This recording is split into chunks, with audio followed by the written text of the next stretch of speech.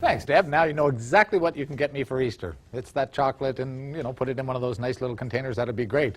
Hey, listen, if you are out there and you're sort of feeling overwhelmed, you're up to your ears in debt, we're going to help you today. We're joined by Robin Janak and Carl Rumenek, and they are from Rumenek and Company Limited. Welcome to the show. Thank you, Shane. So Pleasure to be here. Well, great. It's great to have you. We're talking today about how to know, I guess, first of all, whether you are in too much debt and when you need help, that sort of thing. Maybe you could talk to me a little bit about that. But before we do that, you have, Robin, you've opened up a franchise, I guess, in Creemore, right? Yeah, basically a satellite office in Creemore. Right, so this starts with you. So I'm at home and I'm feeling overwhelmed and I don't know what to do. The process sort of starts with you. They come in and see you at the office, and where does it go from there? What do you do? We'll just sit down, we'll chat, we'll go over the finances, go over the liabilities, and just figure out what the best option is. You must be fairly busy these days.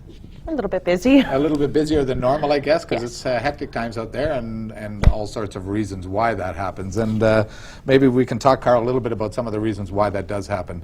How do people get themselves into this situation?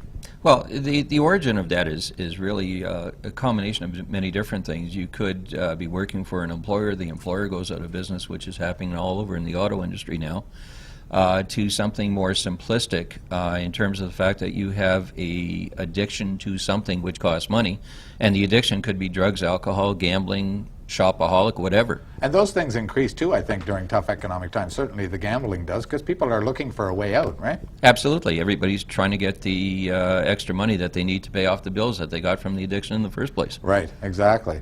Now, it's sort of sad to say this, but I mean, being up to your ears or up over your ears in debt can be emotionally troubling too. And unfortunately, there's a lot of suicides that happen because people think there's no other way out. We've had a couple of suicides in our office over the past. In most cases, it's not a suicidal thing, but it's simply the need to get help.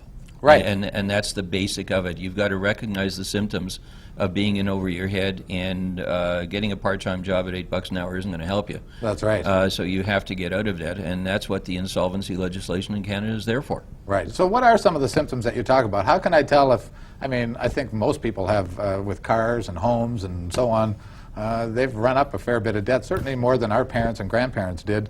How do you know that you're in too much? What are the symptoms? Well, the symptoms are varied. You are making the minimum payments on your credit cards at best, as opposed to paying them off every month. A lot of people seem to take cash advances on one card and use it to pay the minimum payments on another card, or you're simply not making payments at all. I have a number of people where, when we're talking to them at the beginning, and you say, who do you owe money to? Well, I owe money on this Visa or that MasterCard, and how much do you owe? And they haven't a clue because they haven't opened the envelopes in the last year. Well, that's the way it gets, I guess. I mean, they're not answering their telephones, they're not opening their mail, and I guess they're figuring it's just going to go away on its own. Which is what they're hoping for, but it really doesn't. But there's a huge stress value. Right. Who would your typical client be coming in? Is there a typical client? Not really a typical, although there is cyclical things. Last year we saw a lot of cab drivers and truckers. They were getting nailed simply because the price of gas was going up tremendously fast and they couldn't cope with it. The last few months I've noticed an awful lot of real estate agents coming in.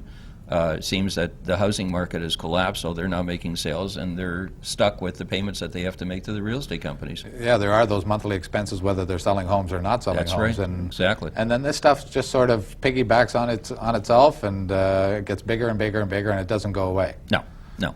But the good news is we can come and see you and see Robin, and Robin will sort of get us off on the right foot. So I come to see you, I've got this problem, you've determined it. What are you going to tell me, Robin? It depends on the situation. I could very well send you to Carl. Right. Or I could help you figure out what the best way is to... So I come in and I've got a $2,000 car payment.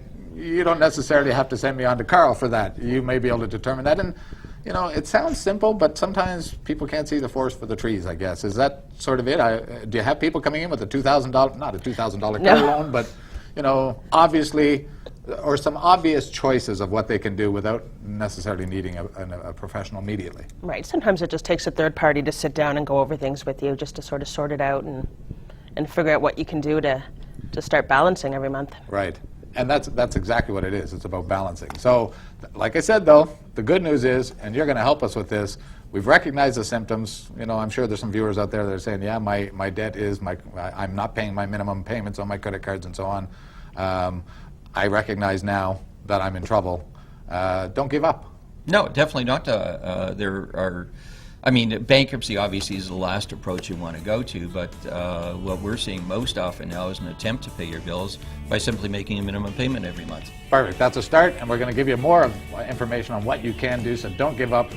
Don't give up on this show either. Come right back, because we're going to give you all the tips you need to get back on track financially. We'll be right back with lots more on Rogers TV.